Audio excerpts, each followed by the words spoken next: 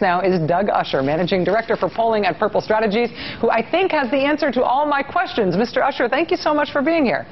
Thanks, Rachel. I'll be happy to answer all your questions. All right. Well, Jeb Bush says he is not running, so why did you guys poll on Jeb Bush? We had the poll in the field last week. We polled people all around the country, that is those in purple states, the states that will swing this election. And we tested Jeb Bush just to test another Republican to see what would happen if he did jump into the race and if he were the Republican nominee. I think as you saw, what happened in this case was we happened to call a mayor of a small town in New Hampshire who tweeted about it. As you also know, about half of the citizens of New Hampshire are in fact mayors of cities in New Hampshire. So we should have predicted that something like this might have happened. But to be clear, you weren't just polling on him in New Hampshire. You did poll about Jeb Bush versus Barack Obama and Jeb Bush favorability in all 12 of your swing states, right?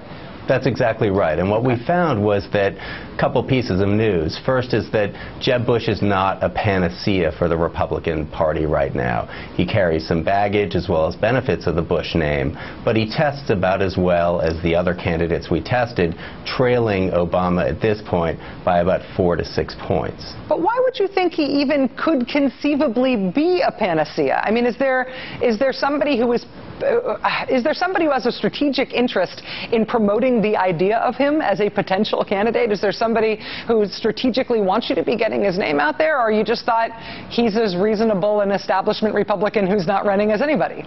Absolutely, and people have been talking about Bush, I think, on the right as a very viable candidate, as a real answer. We didn't do this to try to correct that perception, but what we did was to give a better sense of what's going on in the race. There are, dozens of polls out there. A lot of them are focused specifically on the Republican race in Iowa and New Hampshire. We wanted to give voters a better look and the public a better look at what would happen to him in a general election race. And right now, there's no easy answers for the Republicans, but also it still looks like President Obama's got a steep hill to climb. Are you going to poll on, like, Mitch Daniels, Chris Christie, Sarah Palin? Do you think it would be helpful in terms of what you are trying to discern about the electorate and what your clients want you to discern about the electorate to poll on everybody who's reasonable or everybody who's not in but might be? Well, at this point, it's getting clear that it's going to be too late for someone else to run. But I think that in future polls, we would definitely consider looking at a three-way race with a potential candidate. As you saw right now, Gary Johnson, a Republican candidate who hasn't gotten any press, has decided to run on the Libertarian line. So we're starting to believe that a third-party candidate from the right may be a real possibility. And believing that's a real possibility is driven by dissatisfaction with the existing options among the mainstream Republican candidates? I think that's part of it. I also think you're seeing a lot of instability on the Republican side. You're seeing it within Congress with what you were reporting on before.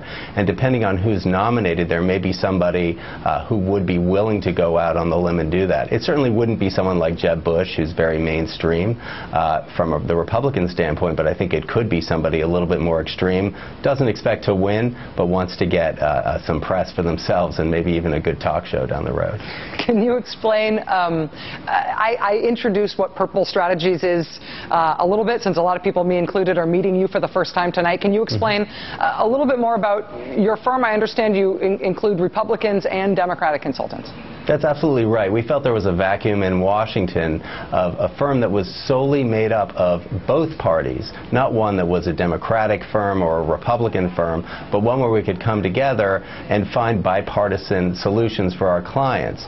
And that's not to say it's nonpartisan. We come to this firm with strong leanings. I come from the Democratic side in Democratic polling. We have all kinds of folks on the Republican side that are there. And in our firm, it's actually a lot of fun. We get to have good arguments, but we also help our clients understand how best to speak to both sides of the aisle when they're finding solutions. I just have to ask you flat out and bluntly, so that I can sleep tonight, let me just be totally clear.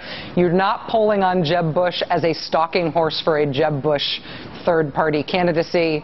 This is not designed to get Jeb Bush's name out there. That's not what this is about. This was just sort of to see what might happen, right?